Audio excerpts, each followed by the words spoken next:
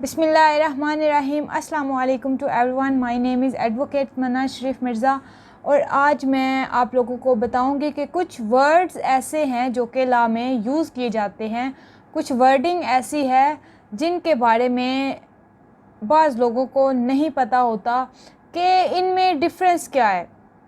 For example के plaintiff क्या होता है, मुद्दई क्या होता है, मुद्दा अलैह क्या होता है, और एप्लीकेंट और पटिशनर में क्या डिफरेंस है, और प्रोसिक्यूशन किसे कहते हैं, अक्यूज़्ड कौन होता है। तो ये आज मैं आप लोगों के साथ डिस्कस करने वाली हूँ। तो सबसे पहले हम बात करते हैं प्लेंटिफ की और डिफेंडेंट की। इनमें क्या डिफरेंस है। सिविल कोर्ट के अंदर जब कोई बंदा दावा दायर करता है अदालत में, ठीक है, तो वो प्लेंट जब वो दायर करता है तो जो प्लेंट दायर करता है उसको कहते हैं प्लेंटिफ। उर्दू में उसे कहते हैं मदई। जो बंदा केस दायर कर रहा है सिविल अदालत में उसको कहते हैं प्लेंटिफ, और जिसके खिलाफ केस दायर किया जाता है उसको हम कहते हैं डिफेंडेंट, मुद्दा अलैह जिसे कहा जाता है उर्दू में। जो बंदा केस दायर कर रहा है वो प्लेंटिफ हो गया, और जिसके खिलाफ केस दायर किया गया है उसको कहते हैं डिफेंडेंट। उसके बाद नंबर 2 पर बात करते हैं कि पिटिशनर कौन होता है। पिटिशनर वो बंदा होता है जो कि पिटिशन दायर करता है। अब पिटिशन वो सेशन कोर्ट के अंदर 22 या 22B की दायर कर रहा है, या रिवीजन दायर की गई है, या फिर अपने फंडामेंटल राइट्स के लिए, अपने कॉन्स्टिट्यूशन राइट्स को सेव करने के लिए पिटिशन दायर की जाती है हाई कोर्ट में अंडर आर्टिकल 199 के तहत। तो जो बंदा पिटिशन दायर करता है उसको कहा जाता है पिटिशनर। नंबर 3, एप्लीकेंट कौन होता है।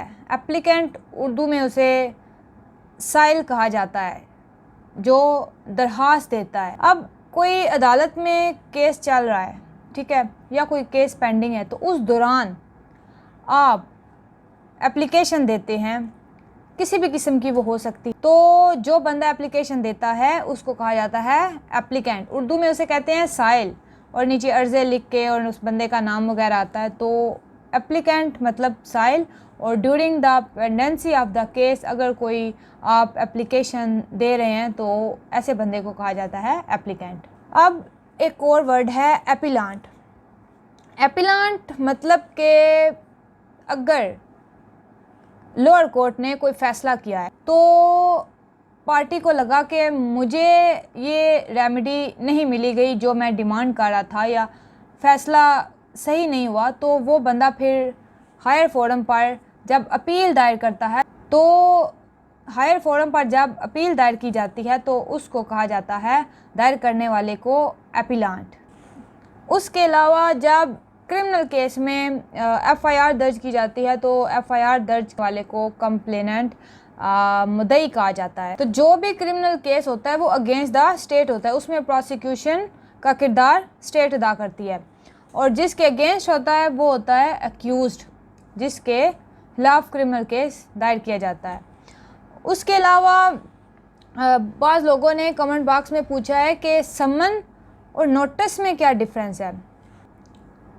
सम्मन और नोटिस में ये डिफरेंस है कि सम्मन जो होता है ना, जब प्लेंट दायर की जाती है, जब प्लेंटिफ मुद्दई केस को फाइल करता है तो दूसरी पार्टी जो है डिफेंडेंट मुद्दा अलैह, उसको जाते हैं फिर सम्मन।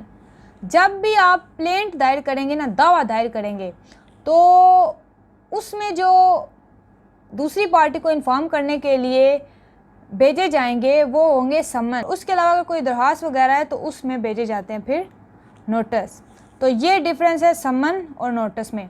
तो उम्मीद करती हूँ कि मेरी आज की वीडियो आपको पसंद आई। अगर पसंद आई है तो मेरे चैनल को सब्सक्राइब करना मत भूलिएगा, और साथ में जो घंटी का निशान है उसको भी प्रेस करना मत भूलिएगा। और अगर कोई क्वेश्चन आपके माइंड में है तो वो भी आप नीचे कमेंट बॉक्स में पूछ सकते हैं।